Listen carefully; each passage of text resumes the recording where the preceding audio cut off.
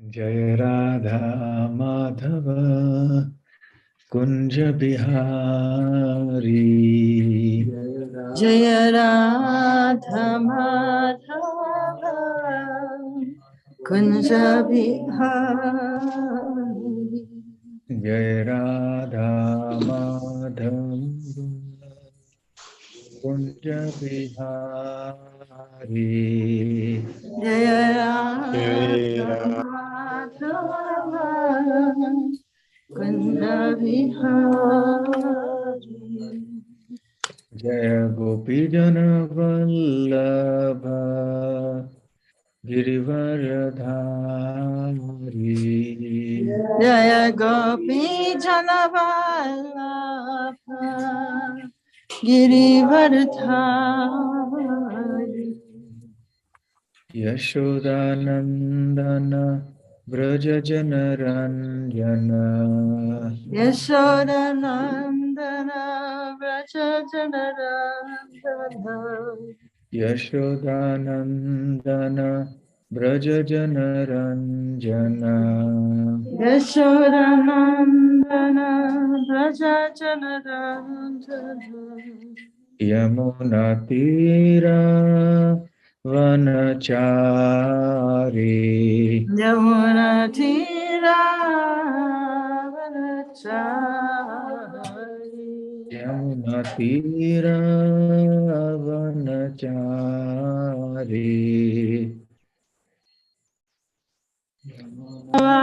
वनचारी। जय राधा माधव कुंज बिहारी। जय राधा माधव कुंज बिहारी। जय श्री कृष्ण चैतन्य प्रभु नित्यानंद श्री अद्वैत गदाधर श्रीवासादि गौर भक्त वृंद। जय श्री कृष्ण चैतन्य प्रभु नित्यानंद श्री अद्वैत गदाधर श्रीवासादि गौर भक्त वृंद। हरे कृष्णा कृष्ण कृष्ण हरे हरे हरे राम राम राम हरे हरे। हरे कृष्णा कृष्ण कृष्ण हरे हरे हरे राम राम राम हरे हरे। हरे कृष्णा कृष्ण कृष्ण हरे हरे हरे राम राम राम हरे हरे। हरे कृष्णा कृष्ण कृष्ण हरे हरे हरे राम राम राम हरे हरे। जय कृष्ण बलराम कृष्ण बलराम जय कृष्ण बलराम। जय कृष्ण बलराम जय कृष्ण बलराम कृष्ण बलराम जय कृष्ण बलराम। जय राधा श्याम सुंदर Radha Shyama Sundar Radhe. Jaya Radha Shyama Sundar Radha Shyama Sundar Radhe. Jai Gaura Nitai, Gaura Nitai, Gaura Nitai, Jaya Gaura Nitai. Jaya Gauranitai, Gauranitai, Gauranitai, Jaya Gauranitai.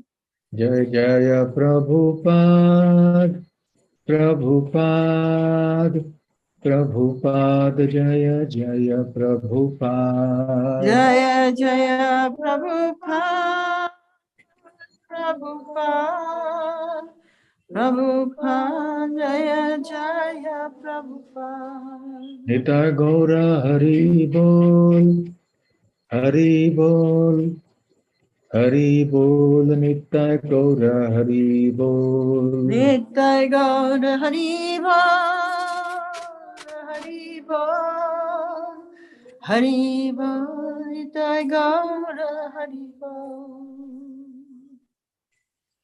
Jayam Vishnupad Paramhansa Parivrajaka Acharya Shtotra Sata His Divine Grace Abhay Charana Ravinda Bhakti Vedanta Swami Srila Prabhupada Ki Jai Ananta Koti Vaishnava Vrinda Ki Jai Shri Shri Radha Shyama Sundar Lalita Vishakha Ki Jai Shri Shri Krishna Balaram Ki Jai Shri Shri Gaur Nitai Ki Jai Shri Vrindavan Dham Ki Jai ग्रंथराज Shrimad Bhagavatam की जय निताय गौर प्रेमानंदे समवेत भक्त वृंद की जय समवेत भक्त वृंद की जय समवेत भक्त वृंद की जय श्री श्री गुरु गौरांग की जय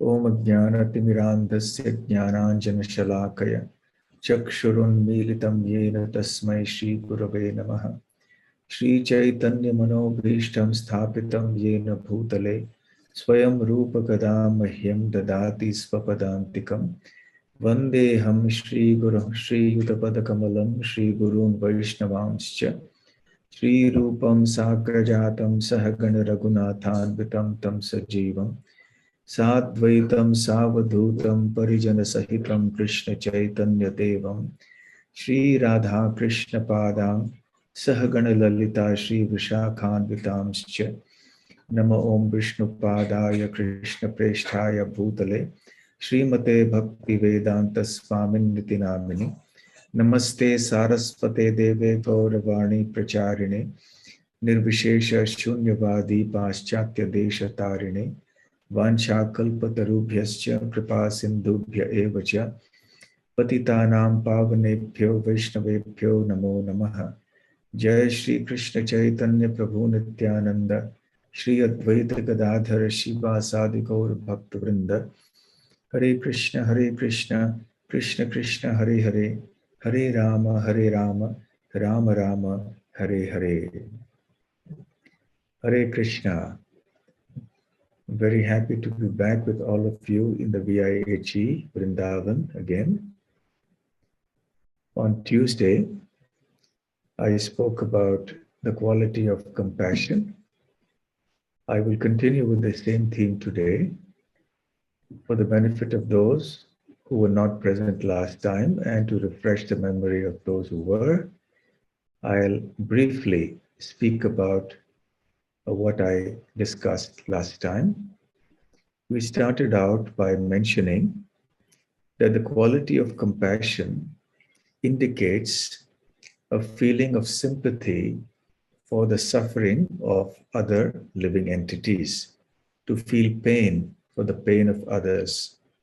This is the natural quality of a devotee who, as Krishna says in the Bhagavad Gita, is a kind friend to all living entities, who is always compassionate to everyone. Whilst compassion is one amongst the numerous qualities that automatically manifest in the person of a devotee, as indicated by Krishna in the Bhagavad Gita on several occasions and also in the Srimad Bhagavatam.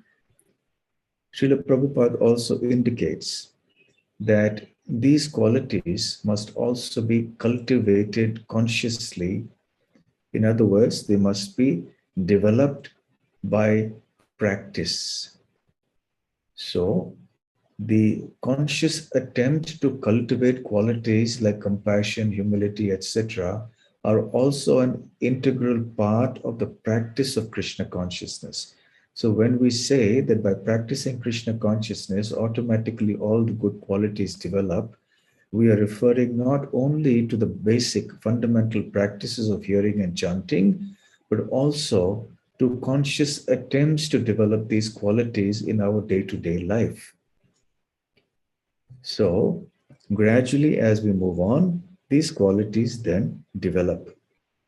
And all the qualities that are present in exalted personalities, in the demigods, they also manifest in a devotee. So Arjuna's quality of compassion became apparent at the beginning of the Bhagavad Gita when he was not inclined to fight the battle. Out of compassion for all his compatriots, for all his relatives and friends, and so on.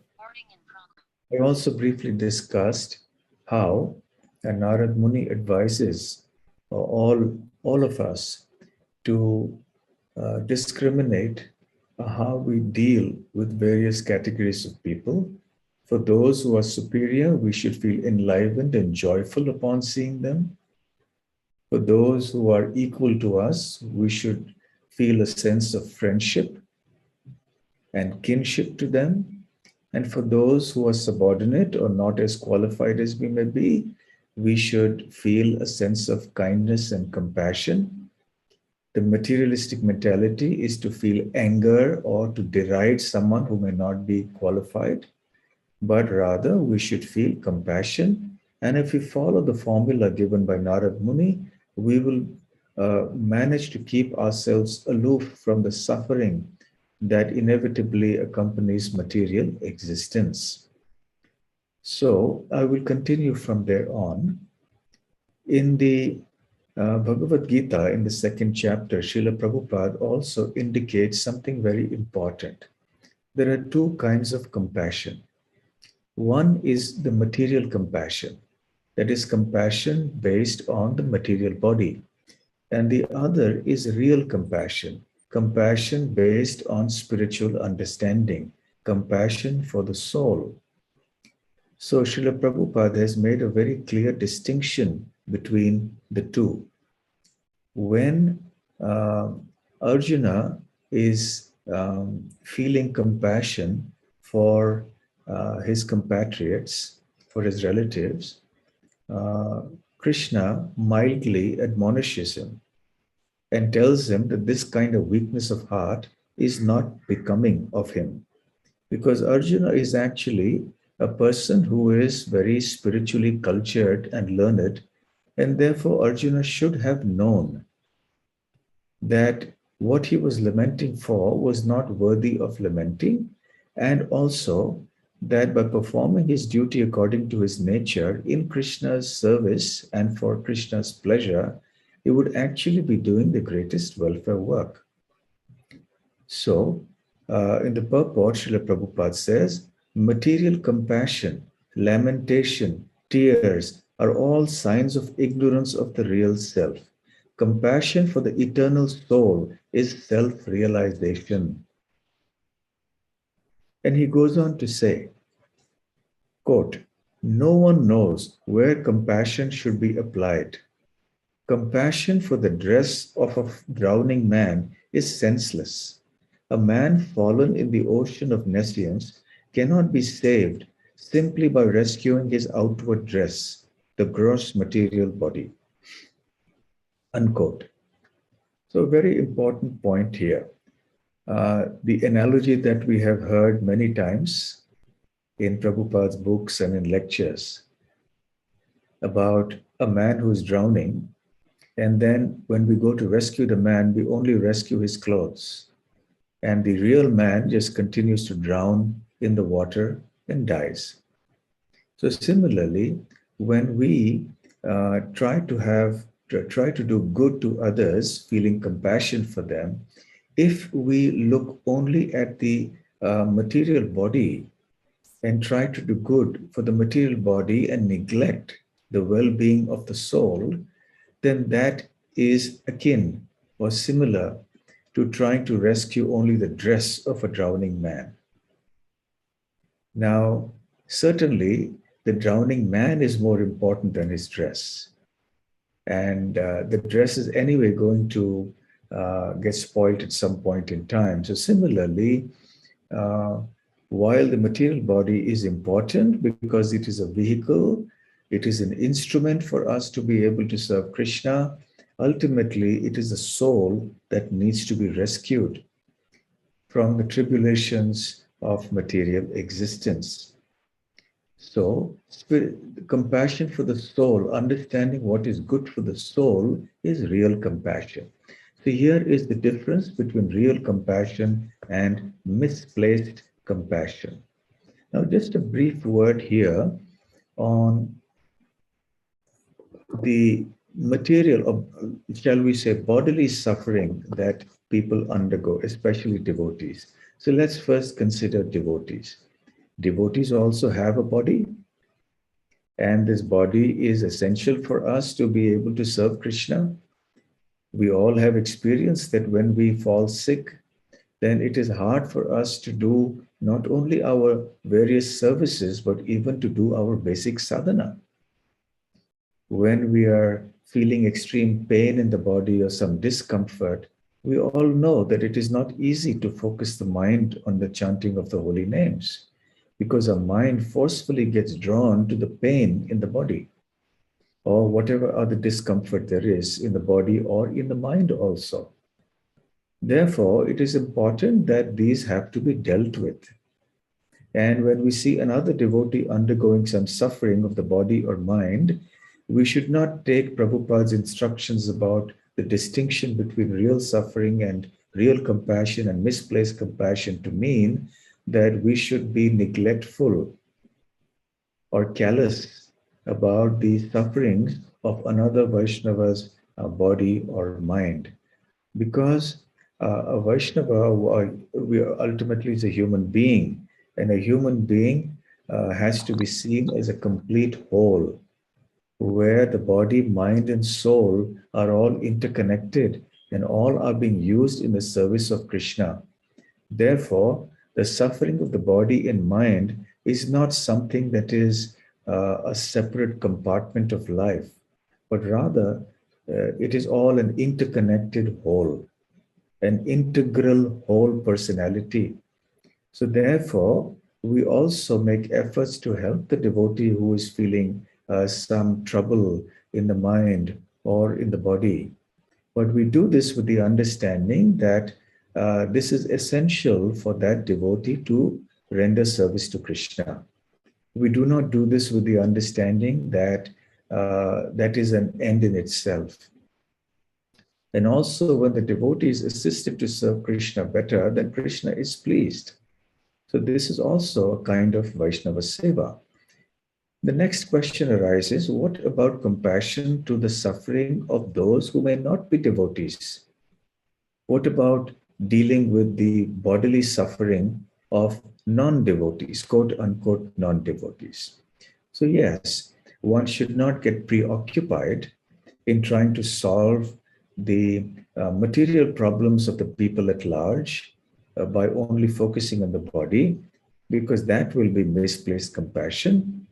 But at the same time, if somehow we are bringing them to Krishna consciousness in one way or the other, then that is going to be also very helpful. A devotee is not callous, even though we are unable to see, to bring somebody to Krishna consciousness. It is not that we become callous. We still make attempts to somehow or the other be kind to that person so that that person may eventually become amenable to receiving some spiritual knowledge and instructions. So this is a bit of a subtle point, that needs some reflection. We see that Srila Bhaktisiddhanta Saraswati Thakur also acted like that, despite the fact that he was the one who actually gave this analogy of the dress of a drowning man.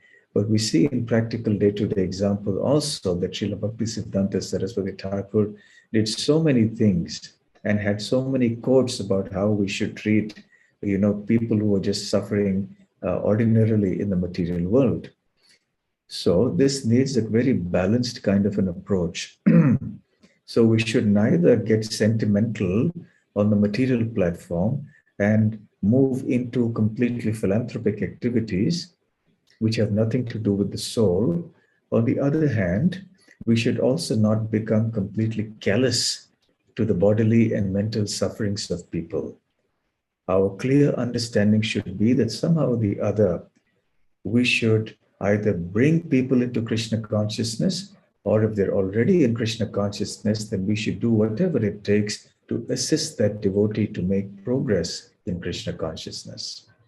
So ultimately, the bottom line is how we can help the upliftment of the soul. And therefore, we have to be very cautious about this in our spiritual practice as well. In the 5th canto of the Srimad Bhagavatam, we see the narration, or we hear about the narration of King Bharat. He was such an exalted devotee. It is explained that he was on the platform of ecstatic love of Krishna, Bhava Bhakti, which is just one stage lesser than Prema Bhakti, the topmost stage of love of Godhead. In Bhava Bhakti, one is almost there, almost, way, way beyond the stage of Sadhana Bhakti. And Maharaj Bharat retired to the Pulaha ashram on the near the Gandaki river. And somehow or the other, by the arrangement of destiny, he came in contact with a baby deer who became orphaned because the mother was pregnant at that time, and she jumped into a river out of fear when she heard the loud roar of a lion. And she delivered the child, the baby, in the water. And Maharaj Bharat was at that time performing his spiritual duties on the bank of the river. And the mother doe, died when she crossed the river. And the baby deer was left unprotected. So feeling compassion for the baby deer, King Bharat retrieved the baby deer from the waters and began to look after the deer with great affection. And as Shukadev Goswami explains, Maharaj Bharat became excessively attached to the deer. He became obsessed with the deer. And he would think about the deer all the time, to such a degree that he became quite neglectful of his spiritual practices. And remember, this is at the stage of Bhava Bhakti. He wasn't just a new Bhakta. He was a very elevated devotee. So Srila Prabhupada mentions that spiritual salvation and liberation from material bondage must be worked out with great caution. Otherwise, even a little discrepancy will create havoc. So here was an example, as Srila Prabhupada says, of a case of being overly compassionate for this infant deer. And he goes on to say, we should be compassionate by raising one from the material platform to the spiritual platform. Bharat Maharaj's compassion for the deer was the beginning of his troubles. Of course, because he was so elevated in his next life, when he was born as a deer, because when he departed from this body, he was thinking of the deer, so he got the body of the deer in the next life. But being so elevated in the previous life, he was able to remember that existence. And he became quite detached from the deer community. And he went and spent time with the sages. And in the next life, he was Jada Bharat, who was a transcendentally realized soul. Normally, according to Bhagavad Gita, a person who has done some devotional service, even a little bit, is assured at least of a birth in a human body where he or she can then continue with devotional service. Neha vikramanashosti pratyavayo na vidyate swalpamapyasya dharmasya trayate mahato bhayat. However, this seems to be an exceptional case where Bharat Maharaj was not just a neophyte devotee, but he was a very advanced devotee, and still he had to take the body of a deer. But then, by Krishna's mercy, he remembered his previous life and was able to continue his devotional service even in the body of a deer. Anyway, so the point is misplaced compassion. Many times devotees keep pets in their house, and I always tell them, look, a cat or a dog, this is the modern, custom nowadays. People like to keep animals in the house. Keeping cats and dogs, even in India, has become very popular now. It's quite risky because you get so attached to that cat or the dog, and you may become neglectful of spiritual practices. And who knows, at the time of death, you may leave the body thinking of the cat or the dog, and then you may be obliged to become a cat or a dog in the next life. It's quite a risky business. So therefore, it's always safer to not get into all these things that are not advised by the acharyas. We have examples like that of Maharaj Bharat. So therefore, one has to be cautious about, the wrong kind of compassion. So anyway, therefore, Vidura tells Maitreya in the 3rd canto that great souls travel on earth on behalf of the Supreme Personality of Godhead to show compassion to the fallen souls who are averse to the sense of subordination to the Supreme Lord. And in the purport, Prabhupada makes an important point. He says that any action other than devotional service is more or less a rebellious action against the Supreme Lord. And therefore it is that great souls travel all over the world to simply bring people to the lotus feet of the Lord so that eventually they can go home back to Godhead. Now, we see this in the behavior and in the mentality and in the words of great devotees. I'd like to speak briefly about a great associate of Sri Chaitanya Mahaprabhu, whose name was Vasudeva Datta. I'm sure you've all heard of him. And it is said that he is Prahlad Maharaj appeared in Gaur Leela. In the book called the Gaur Ganodesha Deepika, we see Kavi Karnapur explaining that the associates of Krishna in Braja Leela also appeared in Gaur Leela. And he actually indicates their names, who became what, who in Krishna Leela became who in Gaur Leela. So anyway, Vasudeva Datta was the son of Mukunda Datta, and he was known to be a very, very advanced devotee of the Lord. Incidentally, Vasudeva Datta was the spiritual master of Yadunandan Acharya, who was the Diksha Guru of Raghunath Das Goswami. So quite a special connection there. And Raghunath Das Goswami, as we all know, has a very special place in the Gaudiya Vaishnava Sampradaya. So the quality for which we remember Vasudeva Datta the most is his quality of compassion. So in the Chaitanya Charitamrita, it is described that one time he approached Sri Chaitanya Mahaprabhu and begged for a boon.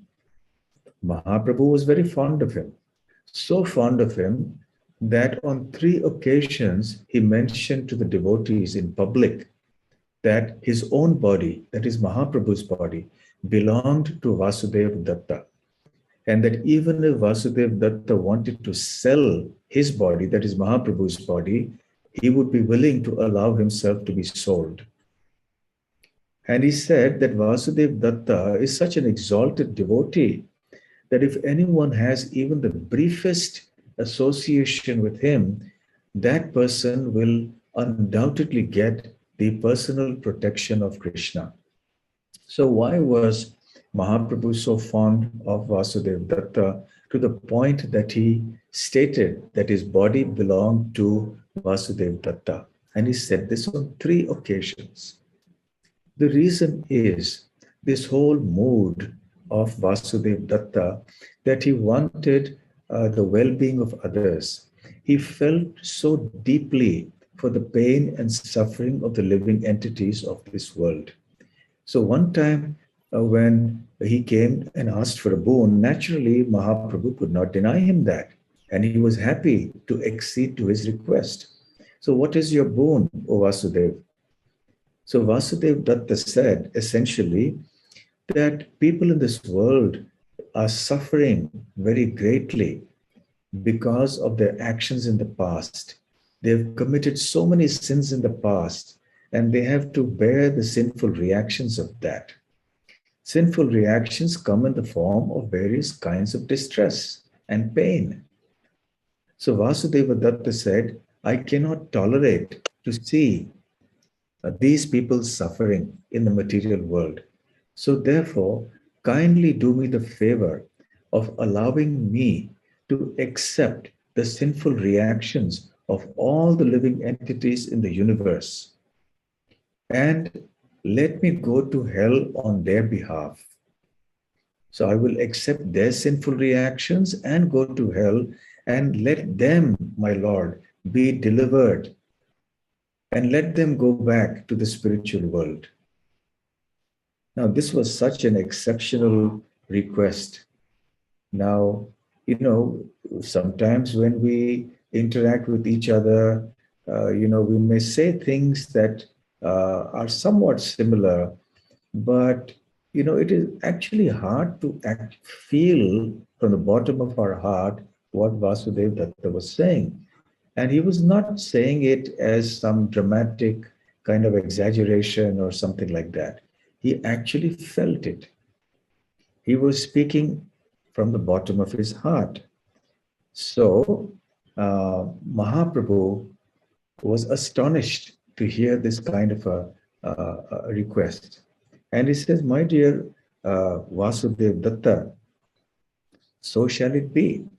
You are a great devotee of the Lord. How can Krishna not fulfill your request? So definitely, all the living entities who are suffering in this world due to their sinful reactions will indeed be relieved of their suffering. Krishna is all powerful. He is all merciful. There is nothing that Krishna cannot do. So therefore, if Krishna in one moment wants to remove the sinful reactions of all the living entities in the world, and he wants to deliver them, he can certainly do that. And because you have desired this, he will definitely do it. And take it for granted that he has done it. So all the living entities in this world have been delivered by your mercy, O Vasudeva Datta. But at the same time, why should you have to suffer the sinful reactions which the others have accrued? So Krishna is not only all powerful, but he's also all loving and all merciful. And therefore, your request has been fulfilled, but without you having to suffer their sinful reactions. And those whose welfare that you desire will, by Krishna's mercy, become Vaishnavas. And Vaishnavas, according to the scriptures, are relieved of their sinful reactions personally by Krishna. So this is the most exemplary instance of extraordinary compassion exhibited by a great devotee of the Lord. Srila Bhakti Siddhanta Saraswati Thakur, in his comments or in his purport, mentions that Jesus Christ appeared in recent human history about 2000 years ago and showed compassion upon the living entities, and he wanted to take the sins of his followers upon himself. Srila Bhakti Siddhanta Saraswati Thakur says, while that is indeed glorious, but we see in history of the Gaudiya Vaishnavas that Vasudeva Datta and Haridas Thakur exhibited compassion that was millions of times greater than that of Jesus Christ.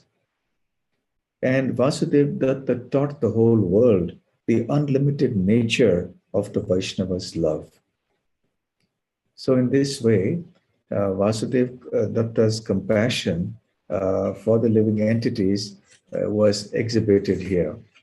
Now, can we imitate this? No, it is not possible for us to artificially proclaim or to go tell the Lord that let me take the sufferings on behalf of the whole world. So perhaps we are not quite aware of what it means to take on the suffering of everyone. So yes, we cannot imitate devotees like Vasudeva Datta and make artificial prayers like this, but certainly we can pray to have at least a small particle of the compassion that Vasudeva Datta had, and that we can dedicate our lives to trying to make the lives of others better. And because of Krishna conscious understanding, we know that the way to make the lives of other people better is to actually bring them to Krishna consciousness. This is Jive Daya. This is real mercy to the living entities. And as far as devotees are concerned, if we can assist them in such a way that their faith and their love for Krishna will increase, then that is also another sign of compassion and love. Since Vasudeva Datta's compassion is so exalted, the Acharyas remind us of Prahlad, because Prahlad has appeared in Gaur Leela as Vasudeva Datta. Prahlad himself in the Srimad Bhagavatam proclaims or prays to Lord Nrsimhadev, Naivod Vijay Paraduratya Vaitaranyas Twadvirya Mahamritamagna Chittaha Shoche Tato Vimukha Chetasa Indriyartha Maya Sukhaya Baramudbahato Vimudhan.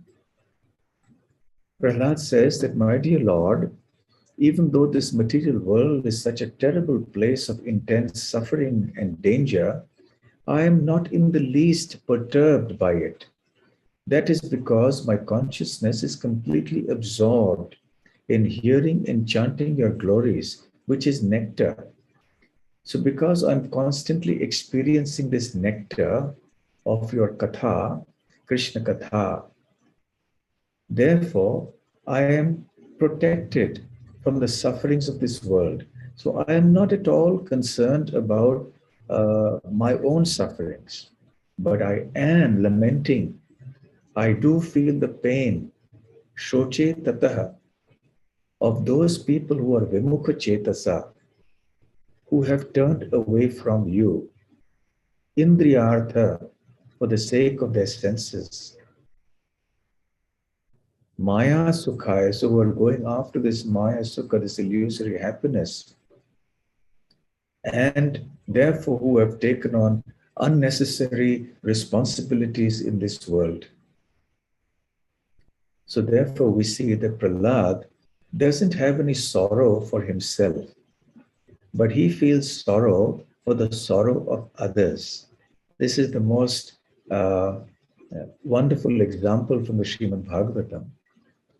And the gopis themselves, in the famous Gopi Gita, they pray, Tava Kathamritam, Tapta Jivanam, Kavibiriditam, Kalmashapaham, Shravanamangalam, Srimadatam, Bhuvi Kirinantiye, Bhurida Janaha. This is a very, very famous verse, which I'm sure we've all heard on numerous occasions. And especially for those who are living in Vrindavan, is chanted in every Kartik month. The devotees get together to chant these wonderful prayers of the gopis to Krishna from the 10th canto of the Srimad Bhagavatam. So the gopis are praying to Krishna, Tava Kathamritam. The nectar of your katha, O Krishna, is Tapta Jivanam. It is a life and soul for those who are suffering the pangs of material existence. Tapta indicates very hot, blazing. So people in this world are suffering from the blazing fire of material existence. And this is the only relief, the solace. And that is the nectar of Krishna's pastimes. Kavipiriditam. And this has been accepted and broadcast all over the world by great philosophers, by great devotees of the Lord. And it can destroy kalmashapaham, it can destroy all the sinful reactions within the heart of the people of this world. Shravana Mangalam, it creates auspiciousness and good fortune. Srimad Atatam, it is filled with spiritual potency.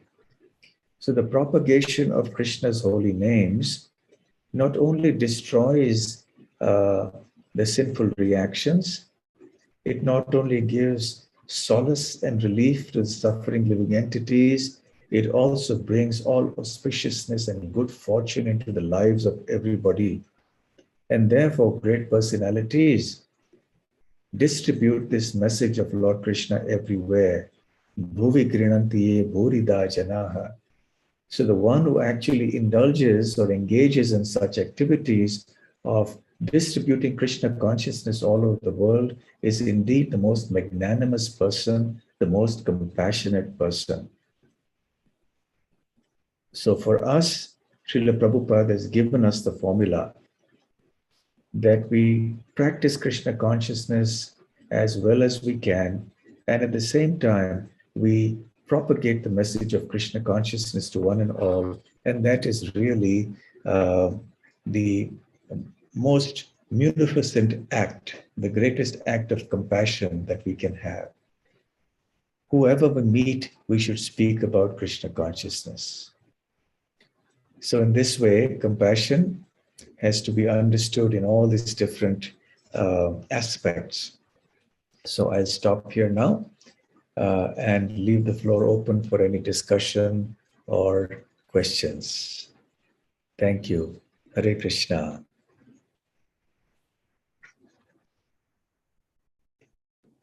Yes, Anarpita Kripamoya Das. Yes, please ask your question. Hare Krishna, Dandavat now, Maharaj. First of all, my humble obeisances to you. I am very fond of you. I like very much your lectures. You are my role model. I'm very much inspired by you. So as today, I'm so fortunate. So long, I got the opportunity to hear from you live. Thank you so much, Maharaj, for giving this opportunity to me. So my question is, Maharaj, here the compassion is the very necessary for a devotee, but due to the hard frame like a steel, my heart is there, and we try to show the compassion also, but the real compassion is not come from my heart, because it is due to so many contaminations are there. When we try to show the compassion, but sometimes some anger, some urge come out, like somebody, we are giving the Krishna consciousness to others, but they are not ready to take, but we want to give them. But that is, we don't have a heart like a Srila Prabhupada. Prabhupada was always so, there was the real compassion. He was bearing, he was tolerating to them. And due to the expertise of Srila Prabhupada, Srila Prabhupada could mold them. But I am not expert and I am still friend person. So, okay. So your question is that you don't feel the compassion naturally in the heart that great devotees like Srila Prabhupada did feel. yes. What should be done? So the answer is, of course, yes, we are not Srila Prabhupada, and therefore we don't feel the same way Srila Prabhupada do in all respects. But we should follow his instructions. As I mentioned in the beginning of this talk today, that there are two things we need to do. One is to continue our hearing and chanting and our regular devotional service with great enthusiasm and dedication. By that, all these transcendental qualities will automatically arise in our heart. And number two, that we should also consciously keep practicing. So whenever we get an opportunity, we should try to cultivate these qualities in our day-to-day life. And in that way, we will see ourselves making advancement. We should not expect overnight miracles. We should also be patient, and gradually, step by step, we will actually experience that these qualities will manifest in our heart. So do not feel discouraged. Just continue with your Krishna consciousness, and everything will happen in due course of time. Yes, the next question is by Yaji Z. Please ask your question. Hare Krishna Maharaj, thanks for the class. You were saying like the compassion should be on the spiritual platform, not the bodily platform. But what if the other person we feel compassion about is not on the same level? Other person is very much situated on the bodily platform, and when we try to be compassionate toward the person actually does not take it very well. Okay, so the question is that we may want to give compassion on the spiritual platform, but the person to whom we want to show that compassion may not be on that platform and may not even appreciate our attempts. So what should we do?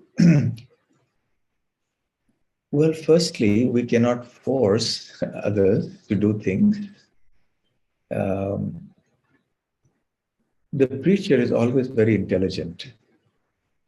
And Srila Prabhupada shows us the way of how ways and means can be devised to bestow the compassion of the Guru Parampara and Krishna upon people, even though they may or may not be willing. When Srila Prabhupada started preaching in America, all sorts of people used to come into his talks, but he gave them nice Krishna prasadam, and he called them the ISKCON bullets. So in this way, by taking delicious food, everybody likes it. And even if they don't know what prasadam is or what its significance is, just by taking prasadam, automatically the hearts become more receptive. Also, some discretion and judgment is also required. Perhaps if the person is not ready to receive transcendental knowledge right away, we can deal with that person in such a way that the person will gradually become amenable to receiving this knowledge. If we develop a kind of a relationship with that person where in future that person will not be averse to hearing from us, perhaps the person may ask us questions. And we can always give that person Krishna prasadam. I know of situations where people don't accept it if they are told it's prasadam. So then you just give it as your birthday cake, or you give it as whatever you call it. Anything is just something I had. Why don't you have it? So because it's prasadam, that person will be benefited. And ajnata sukriti, unknowingly performed devotional credits, will accrue to that person. And one day that person will come to Krishna consciousness. So compassion does not always mean just bombarding a person with philosophy, or forcing that person to sit and chant japa daily, but it means preparing the ground so that the person may today or tomorrow take to the process. Sometimes it may be a long haul. Sometimes we don't know, maybe the person is not ready in this life, but we prepare the ground so that the person may do it in the next life. We don't know what time scales are involved here. We just attempt, the rest is in Krishna's hands. And naturally, there are many people who are very receptive. So we can also focus on them. And gradually, we will see the results happening and people will reciprocate. In the very least, we should not become disheartened because people will react in different ways to our attempts to deliver the compassion of Krishna and the acharyas to them. But we should not lose our enthusiasm. Okay, thank you. Another question? Probably, yes. Lalita Priti Mai Devidas, yes, please ask your question. Hare Krishna Maharaj, please accept my humble obeisances. Maharaj, my question is like, as we always see the example of Bharat Maharaj in misplaced compassion, but as a devotee, we feel a little compassion for such type when it happens, like when some animal has to be rescued. This happened to me also a few months back, that a small kitten was on the tree and the 4 dogs were barking and it was ready to attack the kitten. So we just shooed the dogs away, we drove it away, and we gave little milk for the kitten and it started to live in our house, like on the compound. And it took us a great effort to even shoo away that kitten. So what should be done in this case? So if we see something has to be in help, we should help or we should just remain silent, Maharaj? So the lessons to be learned from Maharaj Bharat's episode is not that we should be callous or that we should be indifferent to the suffering of animals. You know, it is very undevotee-like to see a small animal suffering and about to be harmed very grievously by others, and we just sit quiet. So that is not the way a devotee will function. So a devotee will naturally be forthcoming and try to do something to help that little animal. The only caution that we have to have is that we don't become attached and especially excessively attached to that animal. And we may do the needful to save that animal in such an emergency or extraordinary situation, and maybe feed that animal Krishna Prasadam. But make sure you don't get attached excessively. Eventually let the cat go away after some time to wherever it will go. So such emergency situations it's all right, do this. And I think that if we don't do this, that's also not very nice. So we should see it in that way, the lessons to learn without taking things to an extreme.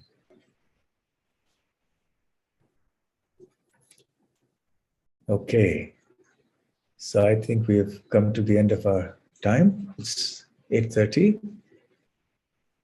So thank you very much. So Prashanta Mataji, again,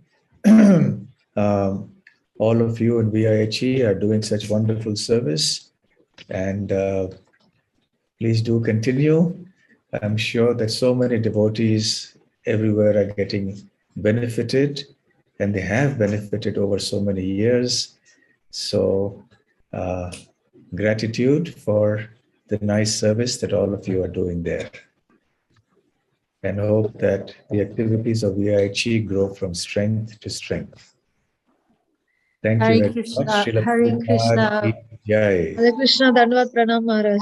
Hare Krishna, Bhakti Samrit Maharaj. Thank you for your blessings. We need lots of blessings to carry on with our mission here. And thank you very much for this well-balanced presentation, which gave us a very good overview of do's and don'ts in the field of compassion. So you are very well experienced, and I think all of us benefited from hearing all this. Thank you, Maharaj. Thank you for coming. And whenever you want to come again, once in a while, you're most welcome. And whenever you visit Vrindavan, please come and Thank you. Hare place Krishna. your lotus feet in the VIHE. Yeah, thank you. Srila Prabhupada ki jai, Shri Vrindavan Dham ki jai.